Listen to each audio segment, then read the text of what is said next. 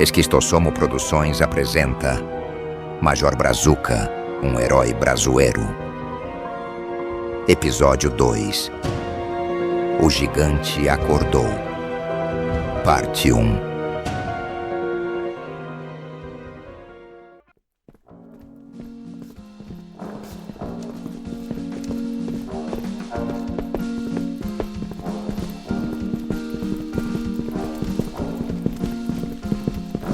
São Nicolau, capital do estado de Marajás, 2013. Uma mulher de meia idade, vestida com um chamativo tailleur laranja, caminhava com um ritmo apressado, típico de pessoas com muitas responsabilidades. O laranja vibrante de sua roupa contrastava com o batom vermelho forte, criando uma aura de energia ao seu redor, ainda que sua expressão séria permanecesse oculta por trás dos grandes óculos redondos e grossos. Ela evitava olhar para o homem idoso ao seu lado, mantendo o foco adiante. E mesmo tentando esconder suas intenções, só conseguia pensar que na política, todas as bebidas são amargas. O idoso ao seu lado também exalava uma aura memorável. Andando relaxadamente, trajava um terno cinza bem ajustado, que não lhe escondia as marcas da barriga farta. Ainda assim, parecia estar forte para as suas mais de 7 décadas de vida. Seu bigode grosso e as costeletas grisalhas emolduravam seu rosto, complementadas pelo cabelo acaju, meticulosamente pintado. Mas o elemento estruturante do conjunto estético daquela figura era o tapa-olho cobrindo o globo ocular direito. Ele formava um visual de inevitável reminiscência aos piratas televisivos e evocava uma sensação de autoridade e mistério. Finalmente se aproximando do fim do corredor, a mulher de tailleur se sentiu compelida a quebrar o silêncio. É só isso que você quer, coronel? Isso. Só preciso de uma rubriquinha nos documentos. Pode usar meu criado mudo como apoio. Imediatamente após a fala do coroné, um rapaz que esperava imóvel no canto da sala se postou na frente de seu chefe. Curvando bem as costas, ele deixou a coluna reta como uma mesa para ser utilizada na assinatura das papeladas. Eu quero apoio do seu partido nas eleições. Em troca, te dou a usina de Bela Merda e assino a autorização desse experimento. Asseguradamente, presidenta Velma. Enquanto ela assinava, a presidenta finalmente levantou o olhar e inspecionou o ambiente ao redor. A sala estava repleta de equipamentos médicos avançados, com luzes piscando e bips de monitoramento constantes. Gráficos pulsavam nas telas, representando os sinais vitais de alguém. Uma atmosfera de ciência experimental preenchia o espaço. Um misto de hospital e laboratório clandestino. À sua frente, uma figura monumental dominava o cenário. Era um homem gigantesco, com quase 2 metros de altura, vestindo um roupão puído. A imagem evanescente de uma cabra fumando, desbotada nas costas do roupão, acrescentava uma marca peculiar à cena. Ele estava congelado em uma pose de ataque, com o punho erguido e inclinado para a frente, como se estivesse prestes a golpear algo ou alguém. Seu pé esquerdo sustentava todo o peso de seu corpo, enquanto o direito, apenas com a ponta no chão, parecia pronto para dar impulso a um golpe. Acima de sua cabeça, uma estrutura metálica semelhante a uma concha produzia pequenos estalos elétricos, envolta em fios e luzes. Sob seus pés, uma plataforma metálica completava o efeito de estátua, como se ele fosse uma peça em exposição presa no tempo. Então esse é o tal Major Brazuca? Em carne e álcool, dona presidenta. O processo de banho fotoelétrico foi um sucesso, coronel. Um cientista de jaleco branco e óculos fundo de garrafa se aproximava do herói paralisado, com uma enorme seringa cheia de um líquido âmbar. Sua expressão era de excitação, e ele apalpava a panturrilha do gigante com cuidado, como se estivesse lidando com algo grandioso e perigoso. Presidenta, por que não se aproxima mais para ver melhor? No embalo do incentivo do coroné, a presidenta foi se aproximando do homem com calma, até que se percebeu verdadeiramente fascinada por aquela estátua antiga que poderia ter sido esculpida pelo grego Miron. Não se aveste não, presidenta. Repare nos detalhes. Enquanto ela se aproximava, o cientista injetava o conteúdo da seringa na perna do paralisado. Acredito que esse concentrado etílico vai trazê-lo de volta. Completamente tomada pela curiosidade induzida, a presidenta ficou a menos de um palmo da figura e não notou que pequenos movimentos trêmulos ameaçavam quebrar a inércia glacial daquele mamute dos anos 40.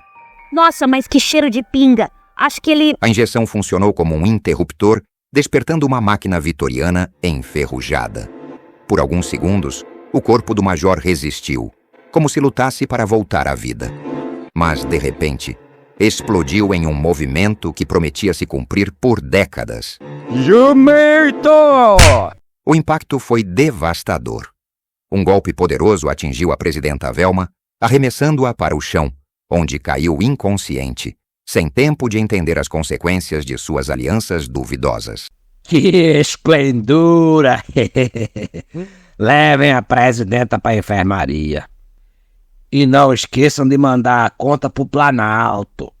Enquanto a equipe removia a presidenta, o major, ainda confuso, tentava entender o que estava acontecendo. Ué, onde é que eu tô? Quem é essa dona? Cadê aquele merdinha do Antônio? Bem-vindo à Fundação Brabeza, Major. Eu sou o Coronel Nicolau Brabeza, governador vitalício democraticamente eleito de Marajás e fundador do Grupo de Operações Especiais Sofra. Sofra? Isso mesmo, Major. Sofra. Superintendência Oligárquica de Fiscalização da República Autoritária. Venha, enquanto a gente proseia, que vou lhe mostrar o acervo histórico de nossa fundação sem fins lucrativos. Saindo da pequena sala preparada especialmente para sua reanimação, Major Brazuca e Coroné Brabeza passaram a passos lentos para o grande salão de arte da Fundação Brabeza.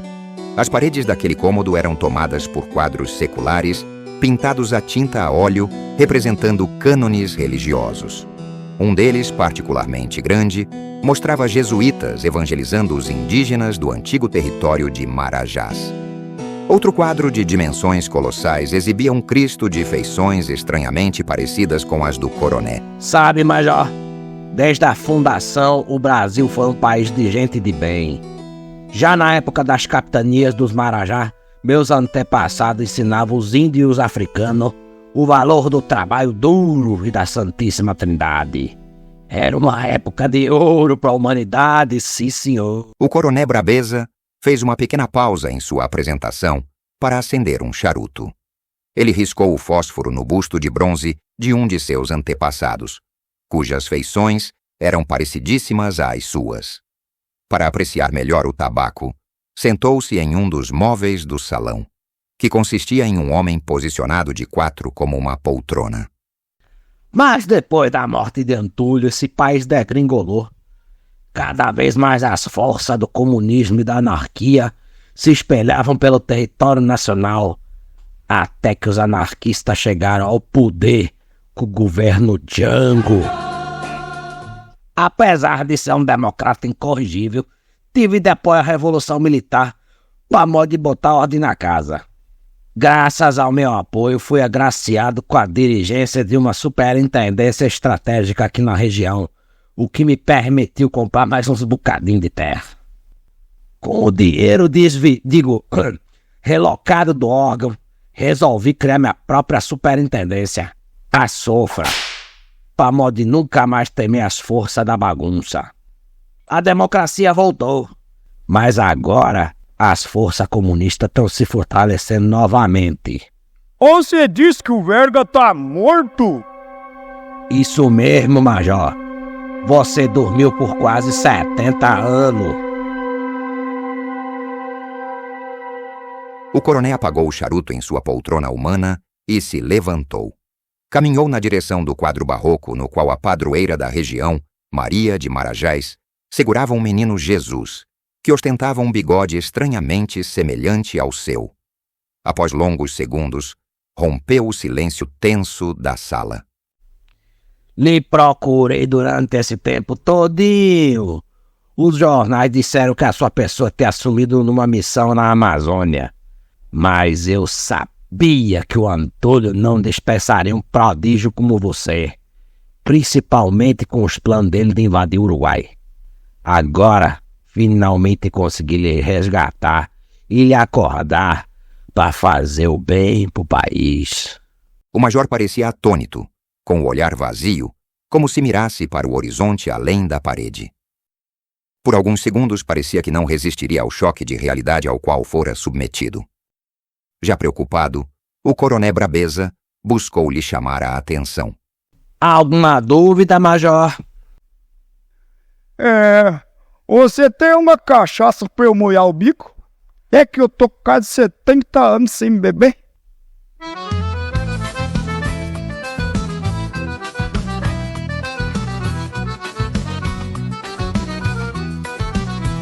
Após as formalidades e introduções, Nicolau Brabeza ainda precisava apresentar seus domínios ao major.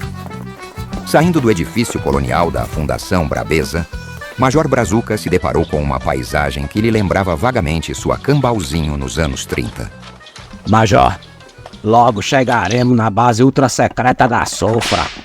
Até lá, sugiro que vá se acostumando com os avanços social e tecnológico ocorridos em 70 anos. As ruas de São Nicolau dos Marajás eram de terra batida e mulas e jumentos carregando carroças com produtos agrícolas disputavam o espaço pelas passagens. As vielas estreitas, com casas humildes de barro batido e algumas poucas de alvenaria, todas marcadas pela falta de manutenção, pareciam compor um cenário atemporal de decadência. As pessoas que encontravam pelo caminho, de feições cansadas e corpos desnutridos, sorriam sinceramente ao cumprimentar o coronel. Bença, coronel! Bença, coronel! Bença, coronel! Brabeza, satisfeito pela reverência popular, continuou sua narrativa em tom grandioso. Toda essa pujança e bem-estar social foi conquistada com muita dificultosidade durante a minha administração democrática de apenas 50 anos. Eles avançaram passando por uma área semiaberta, onde um enorme moinho de cana dominava a paisagem.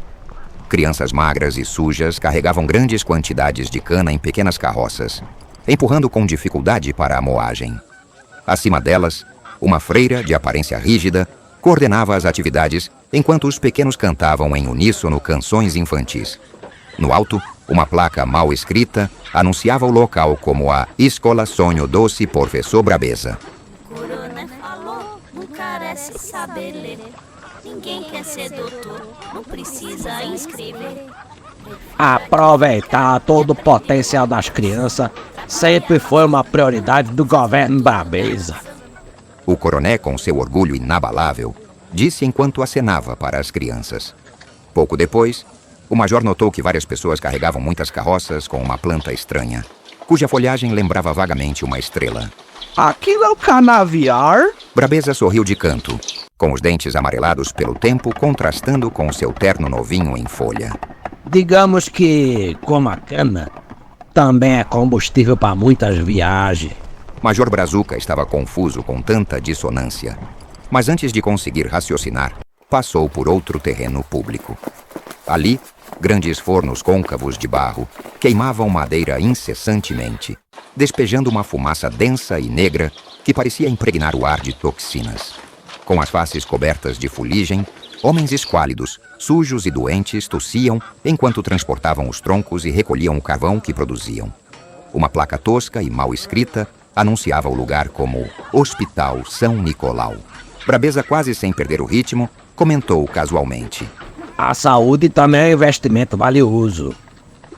Você tem certeza mesmo de que isso aqui é o futuro? Era mais parecendo as histórias que meu avô me contava. Sim, major. Apesar da paisagem bucólica, não se engane. Estamos no futuro.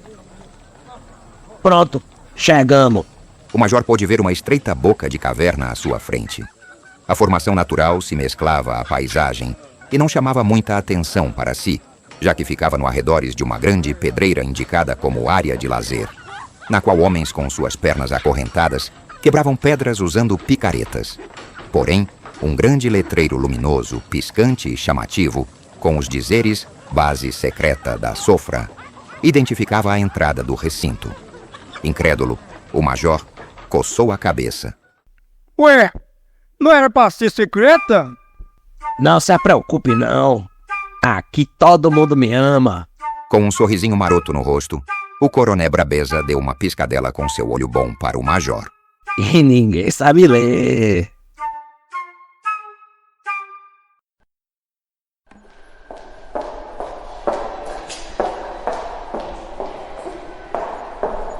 Major seguiu o coronel pela entrada da caverna, que ia se afunilando, enquanto o ambiente tornava-se cada vez mais escuro.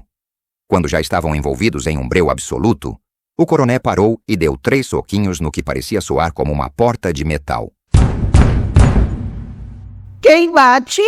É o coronel. E que coronel? O coronel que vai limpar lá com Jequitibá se tu não abrir essa porta logo, seu desinfeliz. Abra já! Ai, meu Jesuizinho, perdão, coronel. É pra já. Em poucos segundos era possível ouvir o barulho de enormes portões de metal se deslocando como as comportas de uma represa que se abria.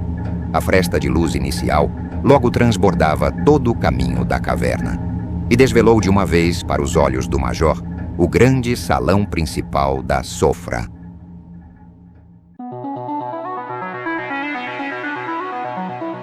O ambiente tinha dimensões colossais, com mais de 30 metros de altura e outras tantas centenas de comprimento.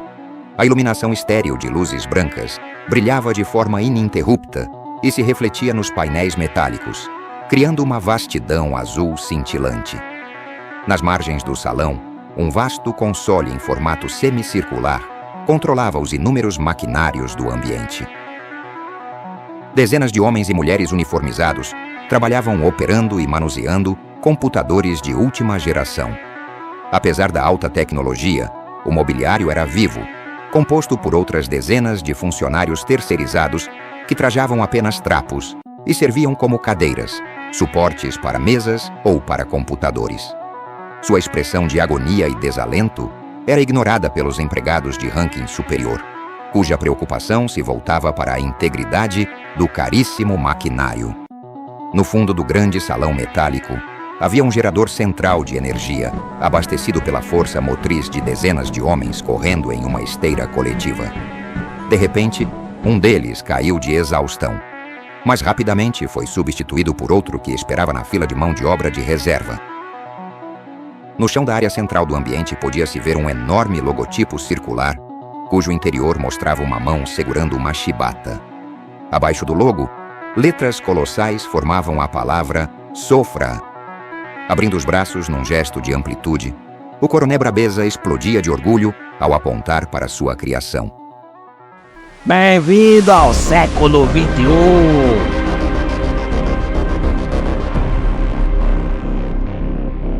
Ave Maria! Voltando a caminhar com trivialidade, o coronel Brabeza retomou seu discurso enquanto atravessava a base da Sofra. Como lhe dizia, toda essa utopia tecnológica e social está sendo ameaçada pelas forças da desordem e da anarquia. E essas forças são que nem aquelas dos 2 polacos? Você sabe, o Bigodinho e o Bigodão? Quer dizer, bem, sim. São todos nazistas e comunistas. Os nazistas ficam chamando nossa assistência social de trabalho escravo. E os comunistas querem pegar as terras griladas com o nosso suor e distribuir para vagabundo. Ainda bem que a Comissão Parlamentar dos Latifundiários do Bem sempre conseguiu impedir esse abuso e não deu nem um tiquinho de terra para ninguém. Os homens desceram 2 andares em um grande elevador, movido por pessoas empurrando travas de madeira ao redor de um mecanismo de roldanas que funcionavam nos mesmos princípios de um grande moinho. Atrás dos homens, um gerente da Sofra portava um bastão elétrico de conduzir gado que servia como incentivo na eventualidade de os trabalhadores precisarem de motivação. De lá caminharam para uma sala de monitoramento, na qual funcionários da Sofra, com equipamentos de espionagem e comunicação avançados, monitoravam o território brazueiro. Então, major, tu topa ser meu jagunço, quer dizer, agente, e voltar a lutar pela democracia? O major teve seu momento de hesitação e ponderava utilizando toda a sua bagagem intelectual. Bom, os tempos de hoje são difíceis e complicados. Por outro lado, trabalhar para um homem importante feito senhor é uma boa oportunidade de voltar a dar uns bons supapos e ainda ser o herói nacional. Mas por outro lado, eu sou um pedaço de mau caminho mais queridinho do Brasil e todas as pequenas me adoram. Então eu assino o contrato, mas por nada mais nada menos que 1.000 cruzeiros por mês. Ô, você tá me ouvindo? E meu uniforme tem que ser parecido com aquele do homem forte do circo, pra todo mundo saber que eu sou fortão.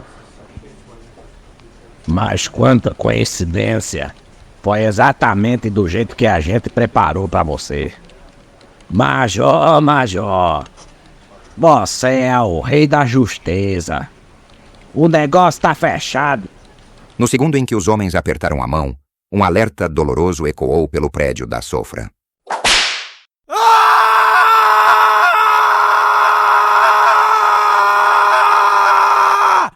O Sofra Alarme!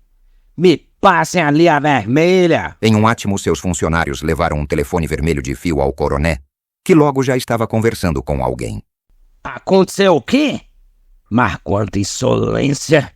Entendo, mas diga a ele que eu já estou mandando um agente especial pra lá. Major, se prepare. Um aliado político meu tá tendo problemas com um grupo de nazi comunista. Sua primeira missão vai ser na capital do Brasil. Rio Januário? Não. Brasúria. Preparem o Marajato. Já!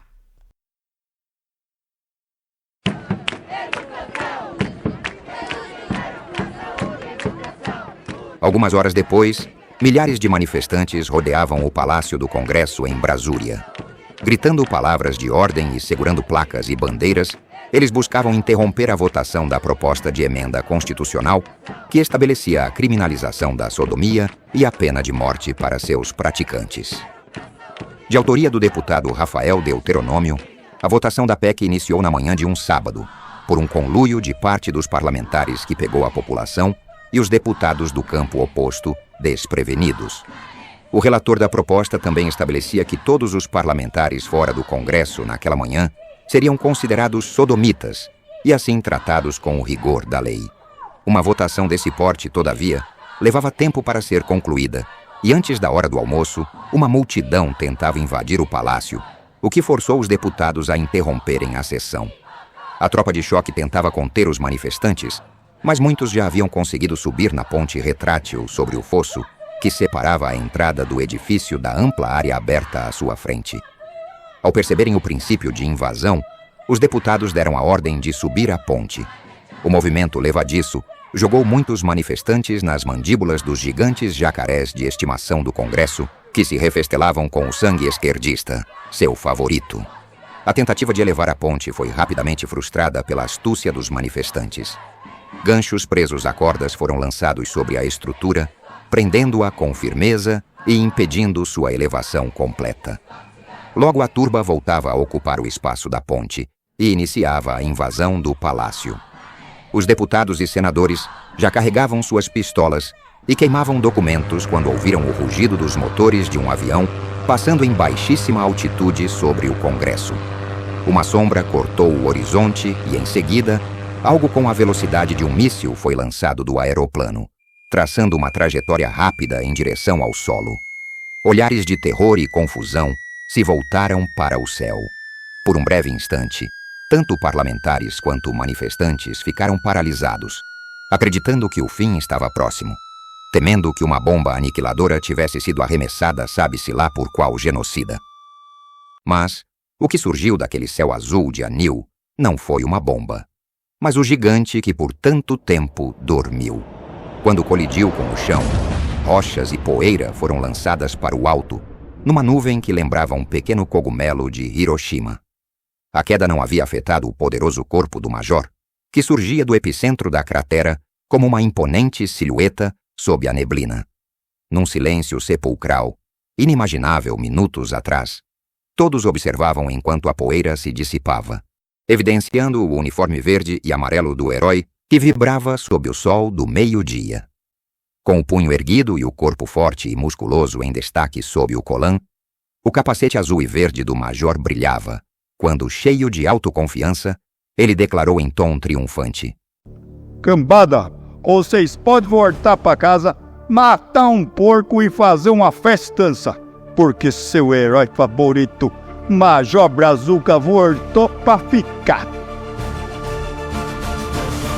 Na multidão confusa, hipóteses e elucubrações começaram a surgir. Quem é esse gorila? Estamos no carnaval?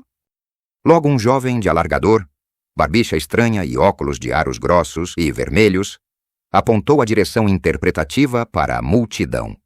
Ele está vestindo as cores da bandeira! Fascista! Fascista, fascista, vem! Fascista, fascista, vem! Um manifestante de cabelos e barbas desgrenhadas, trajando uma jaqueta verde escura no estilo revolucionário cubano e um boné de guerrilheiro no qual se lia Patota, se aproximou do major com o dedo em riste. Opressor, saia de nosso caminho em nome da democracia. Praticamente no mesmo instante, outro imperativo era proferido na direção contrária. Jagunço, pare esses arruaceiros em nome da democracia. Buscando a origem da ordem inesperada, o major olhou para trás e viu um homem moreno, trajado em um elegante terno roxo, rodeado de seguranças, dos quais 2 se destacavam pelo tamanho descomunal. As roupas e os seguranças forneceram o contexto para o major deduzir que aquele devia ser o deputado Rafael Deuteronômio, o aliado do Coroné Brabeza. Ele, então, dirigiu-se ao pseudo-guerrilheiro de cabelos desgrenhados. Ô, comunista, eu vim aqui para defender a democracia daquele cara ali. Então é melhor vocês desistir. Indignado pela designação ignorante e simplória daquele agente de segurança espalhafatoso, o homem se defendeu com seu único recurso contra a violência estatal: uma aula de sociologia. Comunista? A natureza polissêmica dessa unidade lexical é perversamente cooptada e associada pela elite tecnocrática a uma instância moral, ideológica e de classe que pouco tem a ver com a miríade de relações possíveis que se formam em contraposição à máxima do lucro através da mais-valia protagonizada pelos senhores dos meios de produção. Nós da Patota Canhota somos uma sociedade em rede, transdisciplinar, multifacetada, neutro-genérica, pseudo-sandalhosa de raiz, que entre os inúmeros objetivos ululantes busca uma reconfiguração social por meio de petições online, ativismo na blogosfera e a venda de arte e comida orgânica, a fim de proteger algumas minorias da tirania de outras minorias que recebem o apoio tácito da maioria monolítica, que por sua vez existe apenas ficcionalmente do ponto de vista das primeiras minorias, que não levam em conta a eterna busca pela distinção interpares da maioria. Ou não. Aquela surra lexical deixou o major atordoado. Mas lembrando-se da conversa que tivera há algumas horas com o Coroné Brabeza, ele tentava sinceramente entender a situação. Estava intrigado e, levando a mão ao queixo, perguntou: Então se vocês não são comunistas, vocês são nazistas, é? Ainda mais ultrajado, o líder da Patota Canhota respondeu num tom histérico: Nazistas? O nazismo pode ser visto como uma versão teutônica do fascismo, com peculiaridades ideológicas. De acordo com Hobsbawm, o nazismo era mais um velho regime recalchutado e revitalizado do que um regime basicamente novo e diferente. Como o Japão militar e imperialista da década de 1930, que ninguém diria ser um sistema revolucionário, era uma economia capitalista, não liberal. Já que somos super, hiper, ultra-revolucionários, sua hipótese está errada. O major não aguentava mais tantas palavras sem sentido. Afinal, ele viera para Brasúria para resolver um problema como o herói nacional, não para ser confundido por gente fraquinha de sandália. Bom, eu já tô aborrecido com esse papo de doutor nazi comunista da cidade. Ele retirou o cacetete branco que mantinha preso no seu cinto de utilidades e o pressionou contra o nariz do homem barbudo. Assustado, o homem pôde ler o lema Ordem e Progresso, escrito no porrete. O senhor e seus macacos barbudos têm 1 minuto para voltar para casa. Senão vocês vão sentir o poder da República pela goela. A tensão parecia produzir faíscas entre os antagonistas. Até que alguém decidiu que o povo unido jamais seria vencido e jogou um tomate podre no major. Fascista! Agora já chega! A coruja vai piar! Aquela foi a gota d'água. Enraivecido, o major chutou o saco do líder da patota, fazendo-o cair duro. Depois, em um movimento amplo com o cacetete, ele nocauteou 3 manifestantes de uma vez. Como a multidão ainda avançava, segurou um estudante de biologia pelos pés e o utilizou em um grande giro como se fosse uma hélice de helicóptero, derrubando e ferindo dezenas e abrindo uma clareira de feridos ao seu redor. As forças de segurança acompanhavam a ação com grande interesse e veneração. Aquilo sim era um herói trabalhando. Sem esconder a excitação, o deputado Rafael Deuteronômio gritava como um torcedor de luta livre. Magnânimo! Acabe com todos eles! Derrubado, mas ainda consciente, o líder da patota acreditava ainda ser possível uma vitória estratégica. Pelas bolas de Grange, ele é muito poderoso. Só há uma saída. Libertem o Black Boss. Em resposta ao comando, surgiam seres grotescos das fileiras mais afastadas da multidão. Uma série de homens vestindo apenas fraldas geriátricas e cobrindo o rosto com lenços e camisetas eram trazidos presos a correntes por seus mestres. Eram o Black Boss, a tropa de choque dos manifestantes. Os fraudados foram soltos para a ação e instintivamente correram como lobos em direção ao major. Em poucos segundos, já atacavam ferozmente o herói, que se defendia distribuindo várias bordoadas a esmo. O ataque, no entanto, era apenas uma manobra de distração para sua segunda linha agir. Em um movimento coordenado, 3 Black Boss encheram as mãos com o conteúdo de suas fraldas e arremessaram a carga de artilharia no major. Um dos mísseis atingiu em cheio o visor de seu capacete. Mas que merda é essa? Major manuseou a matéria que cobria seu visor e a levou para próximo do nariz. Piote é merda mesmo. Com a visão quase completamente bloqueada pelos dejetos, o major só pôde ver um manifestante carregando o busto do filósofo Karl Marx à sua frente. Ora, deve ter sido esse porco comunista que me sujou. Não adianta se agarrar no teu compadre não, barbudo. Você nunca mais vai me jogar titica. Confundindo o busto com um manifestante, o major Brazuca lançou seu cacetete com o lema da República em direção a Karl Marx. Com uma velocidade absurda, o porrete acertou em cheio a cabeça dura do filósofo, que, rígida e preenchida pelo materialismo dialético, fez a arma ricochetear na direção contrária. E, seguindo as leis da física, a arma carregou a fúria cinética até que um objeto interrompesse sua trajetória. Seguindo as leis kármicas, esse objeto era o crânio do deputado Rafael Deuteronômio, que foi derrubado com violência no mesmo instante. Ao ver a situação de seu chefe, um dos seguranças se desesperou. Um médico, pelo amor de Deus! Das fileiras da multidão, um homem de barba e cabelos compridos, com aparência de guerrilheiro de verdade, se oferecia para cumprir o juramento hipocrático. Eu sou médico. O sotaque do homem agiu como uma injeção de adrenalina no semiconsciente deputado. Não! Prefiro morrer a ser tratado por um médico cubano. Produzindo com as mãos um gesto de indignação, o médico guerrilheiro ainda tentou vencer o preconceito irracional da elite brazuera. Pero soy argentino. Pior ainda. Por fim, o deputado desfaleceu nos braços de seu segurança. Com Deuteronômio fora de ação, os protestantes atingiram seu objetivo. Os sodomitas do país podiam novamente dormir em paz. Isso significava que a missão do major havia sido um desastre. Ele fora o responsável por nocautear o aliado do coroné e mais uns tantos civis inocentes. Sua fama de décadas atrás havia morrido e agora sido substituída pela de um capanga bruto e boçal. Ele voltava para Marajás literalmente cagado.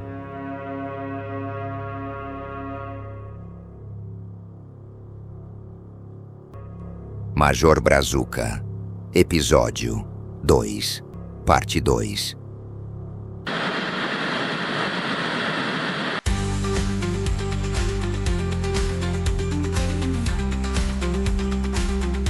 Está começando o Jornal Abalo Geral, com Judite Carrasco.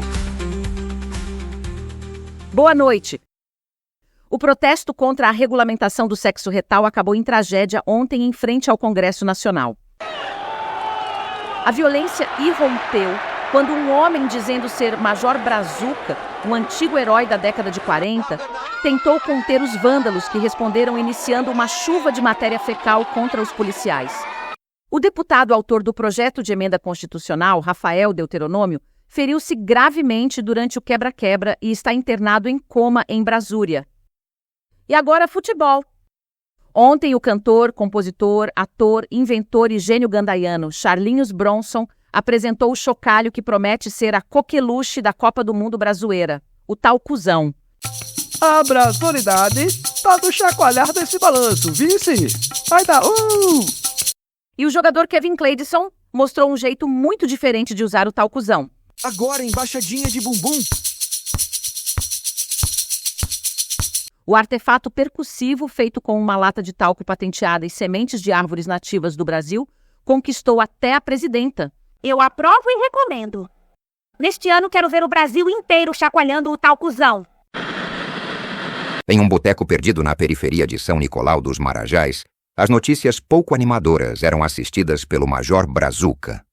Debruçado sobre o balcão do bar entre tantas garrafas que ele havia esvaziado, ele se sentia frágil após a confusão em Brasúria. A transmissão em imagens da briga pouco digna a qual se submetera, com o final trágico para o aliado do coroné, o deixava ainda mais assustado e perdido. Do outro lado do balcão, seu interlocutor, um homem negro com barbas e cabelos brancos, pitava calmamente um cachimbo enquanto ouvia as lamúrias do novo cliente. Mesmo enorme e trajando o uniforme da sofra, o major lhe inspirava dó e compaixão. Ele poucas vezes havia visto alguém tão sem rumo ou compreensão de seu entorno. Esse mundo do futuro é uma desgraceira sem fim. Só tem gente esmiolada que não fala coisa com coisa e fica jogando titica para todo lado. No meu tempo a vida era boa, mas boa mesmo. Era tudo do bom, do melhor e do mais melhor. Quando eu voltei da guerra, tinha uma vida de rei. Eu vivia numa mansão, tinha um barco e um daqueles automóveis. Pena que isso só durou até eu cair na boca daquele lazarento do Antúnio. Adoro esses loucão comunistas. Não sabe nem quem eu sou? Imagina só, não saber quem é o Major Brazuca, o maior herói que esse mundo já viu. Ai, desde ontem que eu não me aguento de tanto desgosto. Às vezes dá até uns donastribos de tanta gastura. Enquanto enxugava os copos, o dono do boteco achou por bem indicar um caminho para o major. Isso deve ser problema espiritual, meu filho. E olha que deve ser mesmo. Ontem nem consegui dormir por causa de uma assombração que falava numa língua estranha. Em um instante de devaneio, o major se lembrou com detalhes vívidos da barulheira que vinha de fora da janela de seu quarto na noite anterior.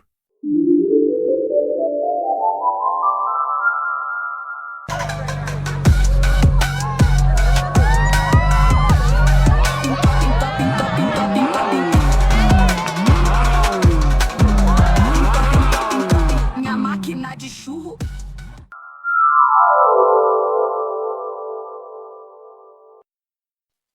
Você devia marcar uma consulta com o pai Capela. Ele pode lhe ajudar. O homem entregou um cartão de apresentação ao major. Bom, chega de reclamar. Pelo menos eu sou rico. Em um movimento enérgico, o major tirou de seu bolso inúmeras notas velhas e amarfanhadas de 10 cruzeiros e as posicionou na mesa como pagamento. Xiii, meu filho. Isso não vai mais nada faz 30 anos. O quê? Então pode botar na conta do Brabeza. Aquele velho safado vai me pagar. O major saiu do bar furioso e sem ao menos olhar para trás. Apoiado em sua única perna e pitando tranquilamente seu cachimbo, o barman sabia que esse era apenas o começo da jornada de Teófilo Guerra nesse abominável mundo novo. Poucos minutos depois, a porta do escritório do coroné, na sede da Fundação Brabeza, foi arrombada por um chute brutal. Pego de surpresa, o coroné Brabeza parecia bastante relaxado sentado à sua mesa, com o charuto no cinzeiro e as mãos cruzadas por detrás da cabeça. Sua expressão facial de prazer mudou para a de surpresa quando o major, após entrar de forma abrupta, caminhou em direção a ele com o punho erguido e gritando furiosamente: Sua múmia canalha! Agora você vai se ver comigo! Você acha que pode me enganar? Eu descobri tudo, que aqueles cruzeiros não valem nada! Com um rosto endurecido e seu único olho fitando o major, o coroné disse: Saia já, Keila. Vá, mas não vá muito longe, não. A secretária pessoal do coroné surpreendeu o major ao sair debaixo da mesa de seu chefe. Ela rapidamente limpou sua boca com a bandeira brazoeira no canto da sala e saiu logo do cômodo, mas não sem demonstrar interesse naquele fortão que desafiava Brabeza. Sem deixar de encarar o major, como se fosse um predador prestes a dar o bote, o coroné Brabeza se levantou. Enquanto subia o zíper da calça, disse mordendo os dentes ao seu desafiante: Major, é melhor o senhor se desculpar, porque voz me é forte, mas eu tenho todo o poder do patriarcado na minha mão. Escute aqui, eu comando a mão da lei e a mão fora da lei. Meus tentáculos estão em cada rincão desse país. Não adianta tentar cortar minha cabeça, que 3 há de nascer no lugar. O coroné então pegou um contrato volumoso e o ergueu praticamente o esfregando na cara do major. Além do mais, você assinou esse contrato de 20 anos comigo. Se quiser quebrar, vai em cana por 20 anos. Humilhado, frustrado e resignado, o major abaixou o olhar, finalmente se dando conta de que havia caído em outra arapuca. Sua mão, que ainda segurava o punho cerrado, começou a relaxar. Em voz baixa e contida, ele respondeu: Desculpe, coroné. Eu só quis dizer... Com um sorriso triunfante, o coroné ajeitou o tapa-olho, estufou o peito e, com uma dignitas paternalista, ofertou seu perdão augusto. Eu gosto da sua pessoa, major. Você é um homem de espírito. Portanto, vou até me esquecer desse seu arrobo anarquista. Agora vá, que eu tenho assuntos mais urgentes para terminar, se é que me entende.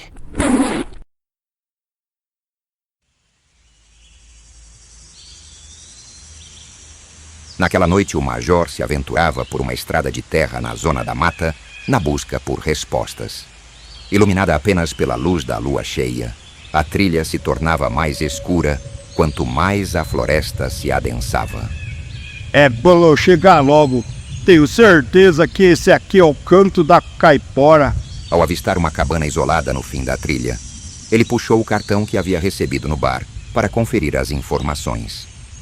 No cartão, entre 2 letras gregas que lembravam tridentes, era possível ler: Pai Capela, pai de santo e psicanalista.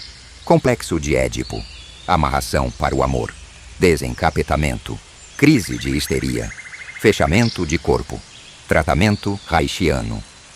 Deve de ser aqui. Primeira casa depois da encruzilhada no Bosque Sombrio. Mas assim que os primeiros passos foram dados em direção ao destino, o som de um galho quebrando parecia indicar a presença de um animal nas proximidades. Antes que o major pudesse investigar, surgiu dos arbustos próximos um rapaz o interpelando enfaticamente. Outro lá, forasteiro! Identifique-se ou enfrentará a minha magia digital! O rapaz vestia um manto verde de mago que o cobria dos tornozelos ao pescoço e possuía largas mangas boca de sino. Além do manto, Trajava um chapéu pontudo, que assim como o manto era decorado com ícones de cogumelos, aros e outras representações pixelizadas de videogames antigos. Ele se posicionava de forma teatral com os braços abertos, como se estivesse prestes a lançar uma magia. Levemente decepcionado pela figura, o major deduziu que havia encontrado quem procurava. Você é o Pai Capela? Levando o dedo próximo à boca em sinal de dúvida, o rapaz parecia estar sofrendo com uma paralisia facial, enquanto perscrutava a mente em busca de uma resposta satisfatória. Não exatamente. Antes de completar a frase, ele recebeu um tapa na boca de um homem que pareceu vir do nada. Em contraste com o corpo esquálido do rapaz, o homem era robusto e se vestia como um babalorixá, todo de branco com grandes medalhões de metal ao redor do pescoço.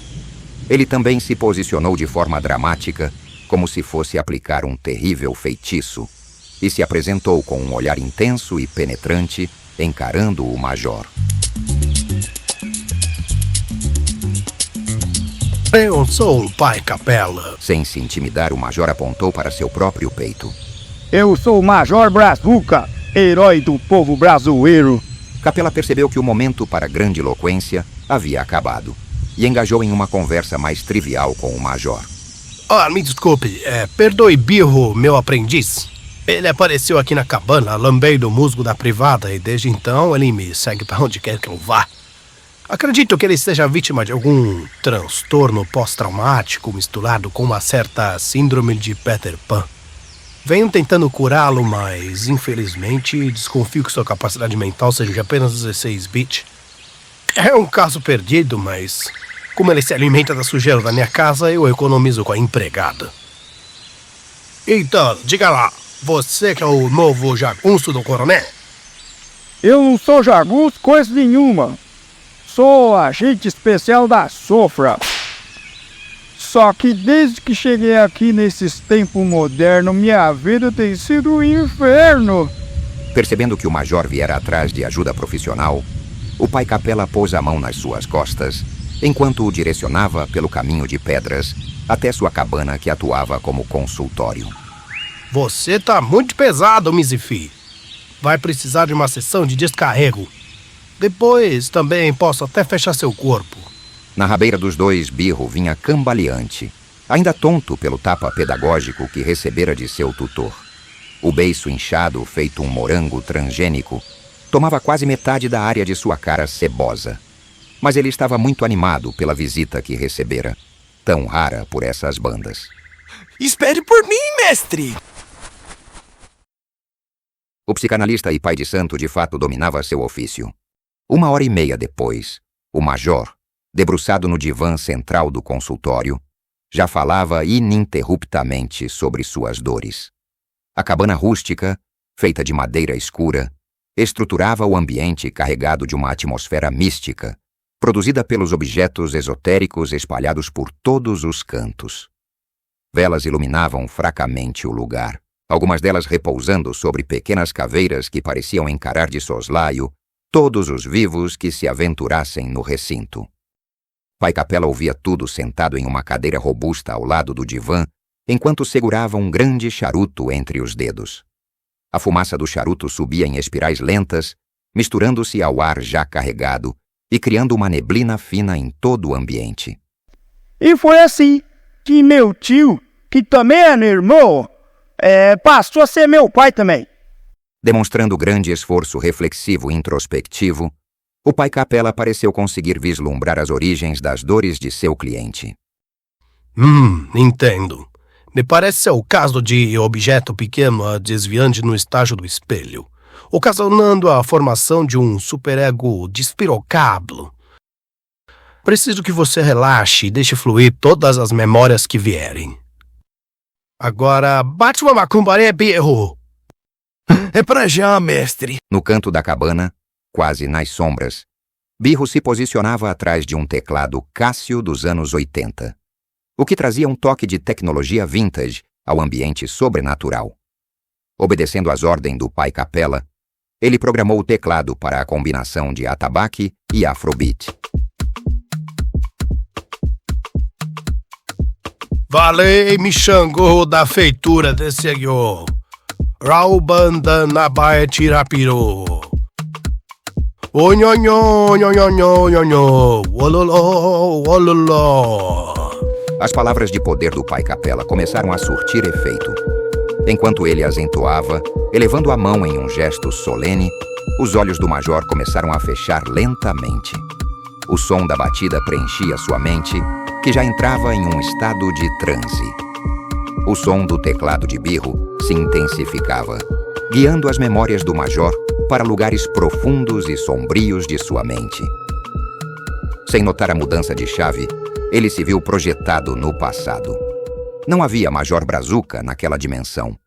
Era apenas Teófilo Guerra, mais um jovem caipira de Cambauzinho. Ele pôde ver seu pai e tio-irmão sempre amargo, dividindo o tempo entre a roça e a cachaça. Observava seus amigos sujos e magros com uma grande barriga d'água, brincando nos córregos no tempo livre entre escola e a lida no campo. Via seus colegas partindo, fosse por morte prematura, fosse emigrando numa busca desesperada por colher da vida um punhado a mais do que a porção de fome que lhes era ofertada. Como se houvesse tropeçado, ele caiu em uma espiral de tristeza profunda e seu âmago o engoliu num abismo infinito. Mas como se o buraco negro fosse uma passagem, lembrou-se das grandes festas em honra à Santa Perpétua, anualmente celebradas pela cidade. Estava lá recebendo os doces, seguindo a procissão, encontrando rostos familiares. Retornou para a primeira dessas festas, quando estava muito triste com a morte de sua mãe. Nela conheceu Mantim Sassurá, seu amigo da mata. Naquele dia fizeram tranças no rabo do cavalo do prefeito, roubaram as roupas do padre enquanto ele tomava banho no rio e assustaram os viajantes que vinham peregrinar no festival. Como num passe de mágica, a vontade de viver havia renascido, maior e mais forte do que o medo e a mediocridade. Caminhando para o encerramento do ritual, Pai Capela passava a ruda no corpo encharcado de suor do major. Por fim, bafejou diversas vezes a fumaça de seu charuto no rosto do gigante, que aos poucos voltou à consciência. Ao acordar, o Teófilo Guerra se sentia limpo, como se todas as suas dúvidas e medos tivessem sido deixadas em algum lugar no plano espiritual. Meu filho, seu orixá é Bebum, o senhor das águas ardentes. Agora você não tem mais o que temer. Está com o corpo fechado. O Pai Capela então sagrou o tratamento, colocando no pescoço do major um pingente em forma de mini garrafa, que servia de apotropaico e foco de proteção de Bebum. Todavia, antes que pudessem comemorar o sucesso do tratamento com uma caninha, Major e Pai Capela notaram que Birro começava a murmurar algo de forma repetitiva e cada vez mais intensa. Sum ipsum Cacildis, ridis litro abertis, consentes ad disciplinis eliquis. Sum ipsum Cacildis, vidis litro abertis, consentes ad disciplin eliquis. Sum ipsum Cacildis, eridis litro abertis, consentes ad disciplinis eliquis. Sum ipsum Cacildis, vidis litro abertis, consentes ad disciplin eliquis. Birro já se contorcia de forma não natural, com os membros tremendo e estalando. Seus olhos se reviravam e sua cabeça girava para direções pouco usuais. Mesmo assim, ele continuava a repetir a mesma frase. Com um intenso olhar desconfiado, o Pai Capela parecia começar a matar a charada. Isso é latim tardio da África Setentrional. Latim? Calado, deixe-me traduzir. O olhar preocupado do Pai Capela indicava um grande problema no horizonte. Ele diz: cuidado com a maldição dos antigos espíritos. Sum ipsum Cacildis, eridis litro abertis, consentes ad disciplinis eliquis.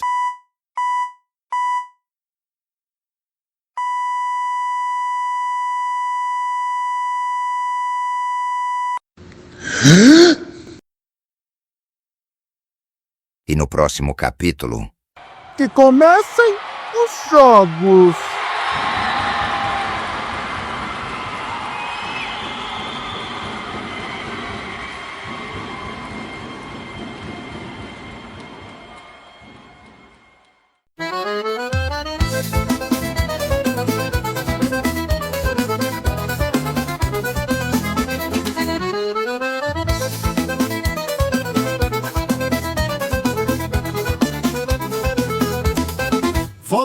fé e com certeza Marajás é coronel, braveza, muito trabalho e dedicação.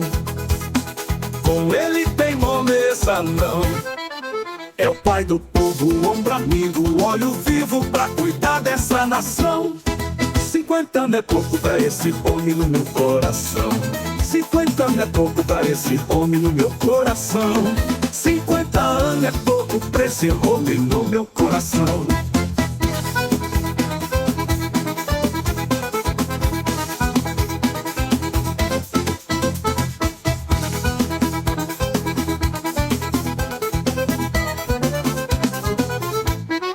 Voto com fé e com certeza Marajás é coronel, braveza, muito trabalho e dedicação. Com ele tem moleza não. É o pai do povo, ombro amigo, olho vivo pra cuidar dessa nação. 50 anos é pouco pra esse homem no meu coração. 50 anos é pouco pra esse homem no meu coração. 50 anos é pouco pra esse homem no meu coração.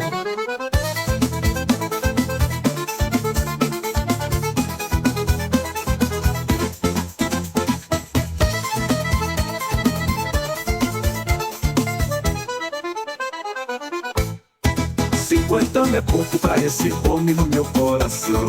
50 anos é pouco pra esse homem no meu coração.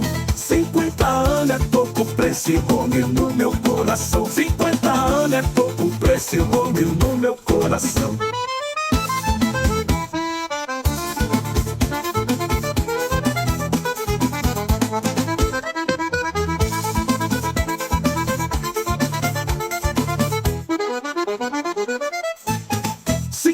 É pouco pra esse homem no meu coração. 50 anos é pouco pra esse homem no meu coração. 50 anos é pouco pra esse homem no meu coração. 50 anos é pouco pra esse homem no meu coração.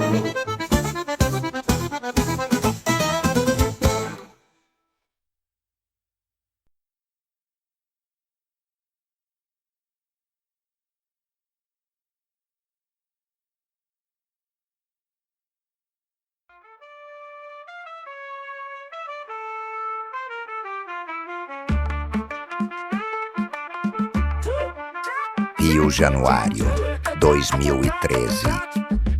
Secretaria de Assuntos Aleatórios e Irrelevantes. João! João! Diga, Dr. Werneck. João, chegaram mais esses despachos do governador. Pode levar pro arquivo morto. Mas eles ainda estão selados. O senhor não vai ler? Leva logo, João. Para de encher o saco.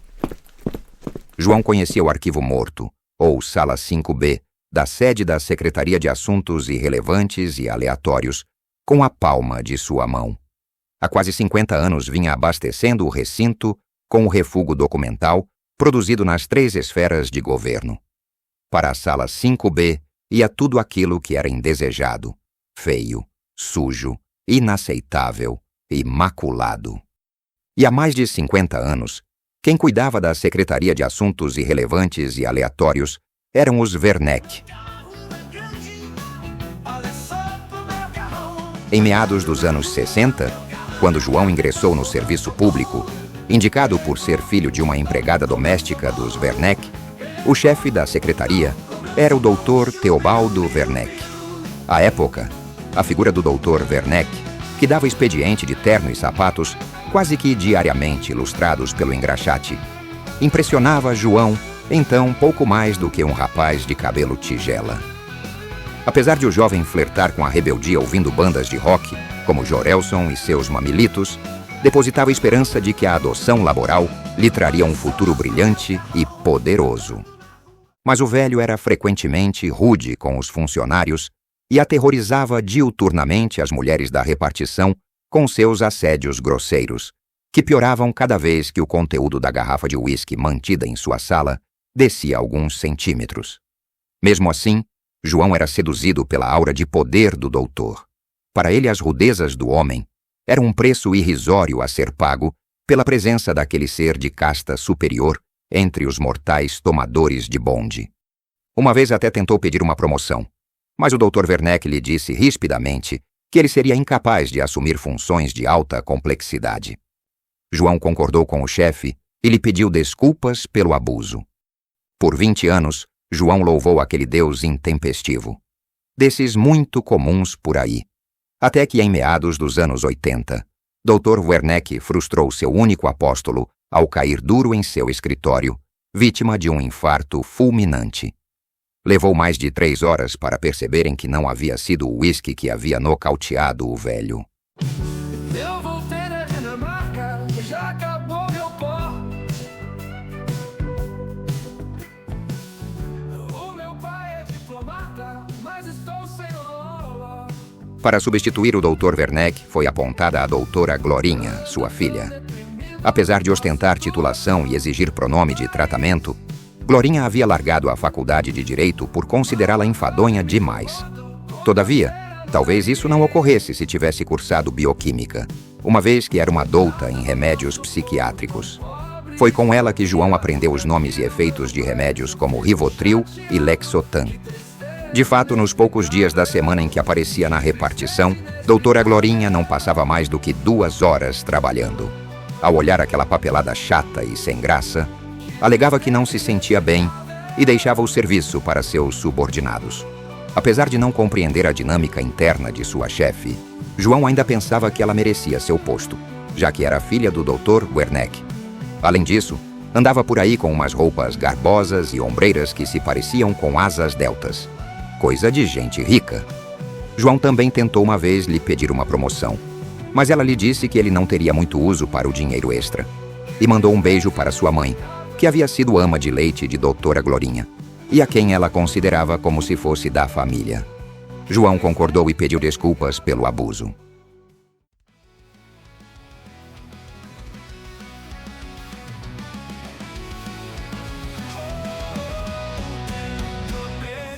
Em 2007, entretanto, doutora Glorinha se aposentou e o governo apontou seu filho como secretário de Assuntos Aleatórios e Irrelevantes. Merecido, afinal o rapaz se formou nos Estados Unidos, pensou João. O jovem, que João ainda se recordava pelo nome de Nelsinho, havia adotado o nome da família materna e se apresentava como Dr. Werneck, tal qual o avô. No entanto, dessa vez, João se sentia desconfortável na presença da chefia. O rapaz passava o dia no telefone ou no computador e mal dirigia a palavra aos funcionários. Quando o fazia, era com rispidez e uma expressão facial que transbordava desinteresse agudo por aquela matéria humana à sua frente. Além disso, a promessa de uma vida digna na qual havia acreditado não se concretizara. Enquanto seus chefes amealhavam pequenas fortunas, seus vencimentos sempre beiraram o salário mínimo. Hoje, João vivia só em uma pequena residência na periferia da cidade e temia receber ainda menos quando se aposentasse compulsoriamente nos anos seguintes. E foi pensando em sua vida e no crescente e inominável incômodo que vinha sentindo nos últimos anos que João levava os papéis para a sala 5B, num caminho que conseguiria facilmente percorrer de olhos fechados. Ao abrir a porta da sala, João se deparou sem surpresa com um cenário de caos primordial. Armários de metal enferrujado com prateleiras e mais prateleiras preenchidas com papéis amarelados ocupavam todo o perímetro do cômodo. Os papéis, em geral, tratavam de temas confidenciais ou, mais comumente, irrelevantes para as autoridades. Os documentos que João havia recebido estavam classificados como um 472, Reforma Agrária. Isso criava um problema para o servidor, pois a seção de pendências ignoradas se encontrava nas 2 últimas gavetas da 5ª prateleira ao fundo. João se espremeu naquele labirinto ilógico para chegar ao fundo da sala. Porém percebeu que não conseguiria atingir a prateleira destino e decidiu se apoiar em uma enorme caixa retangular de madeira que ficava no canto do cômodo. A caixa, em verdade, lembrava um caixão muito antigo e estava ali, em pé como um sarcófago, desde o primeiro dia de João na repartição. A madeira já estava tão velha e empenada que diversas frestas se abriam entre a tampa e o interior do caixão. Para conquistar os centímetros que lhe faltavam, João apoiou um dos pés em uma das prateleiras debaixo do armário e segurou com uma mão em uma das frestas do caixão. Em um movimento ágil para sua idade, conseguiu levar os documentos para a prateleira superior. Mas ao iniciar a descida, percebeu um olhar vindo de dentro do caixão, cuja fresta era iluminada por um feixe de luz. A aparição inesperada fez João saltar de medo. Sem pensar ou calcular a trajetória do pulo, ele caiu sobre um armário que, por sua vez, foi derrubando os outros em um efeito dominó, numa sequência de estrondos que lembraram trovões. Por fim, quando não havia mais objeto digno de horizontalização, João levantou-se. Seu primeiro pensamento não foi sobre sua integridade física em risco, mas na comida de rabo que tomaria do Dr. Nelsinho Werneck. Entretanto, percebeu que entre os objetos caídos e danificados estava o grande caixão velho. A queda havia aberto a tampa, e João pôde ter um vislumbre do conteúdo do receptáculo. Isso é... uma pessoa? Pensou João, incrédulo e aterrorizado. Aproximando-se do caixão, pôde perceber que sim, era uma pessoa. Um enorme homem de roupão, que já fora branco, mas agora tinha um aspecto cinza de antigo. João olhou de novo, concentrando-se no rosto do homem. Não é possível, ele pensou consigo. Seria mesmo ele? O herói de sua infância que tinha visto na parada festejando o fim da guerra? Uma coisa era certa. Tinha de avisar o Dr. Werneck do achado. Essa era a sua chance. De fato, o Dr. Werneck havia se impressionado com o achado. Sabia que ele seria seu passaporte para cargos mais altos. Entretanto, antes que pudesse começar a fazer os contatos, João iniciou uma conversa sem lhe pedir autorização. Dr. Werneck, só faltam 3 anos para minha aposentadoria e pensei que com esse achado eu pudesse receber uma promoção. Sabe como é? Acaba melhorando a aposentadoria. Dr. Werneck mirava João com um olhar de escárnio e desprezo quando lhe perguntou. João, qual é o seu cargo mesmo? Oficial administrativo, senhor. Não, esse é um nome novo. Qual era o nome do seu cargo quando você entrou? Contínuo, senhor. Então, João, você é um contínuo. Foi contínuo por 50 anos e agiu que se aposentar como contínuo, porra. Transtornado por um ódio que entrava em erupção, após 50 anos borbulhando em silêncio, João segurou o Dr. Werneck pelo colarinho e lhe respondeu em voz alta, metralhando perdigotos no rosto do chefe. Tudo bem, eu sou um contínuo, mas o senhor é um filho da puta, Dr. Werneck. Um filho da puta! A tomada de consciência veio tarde demais, rápida demais, intensa demais. Num passo furioso, João deixou a repartição. Para nunca mais voltar. Para ser capitalizada, a notícia sobre o possível herói tinha de ser passada o mais rápido possível, mas só deveria circular entre as pessoas certas. Antes mesmo de João passar pela última porta da repartição, Dr. Werneck já ligava para sua madrinha política, a quem devia alguns favores. Esta, por sua vez, ligou para um de seus superiores no ministério, a quem devia alguns favores, que também ligou a outro figurão, a quem devia alguns favores. E assim a informação foi transmitida até chegar nos ouvidos corretos. Excelente! Esperei uma enfim dura por esse momento.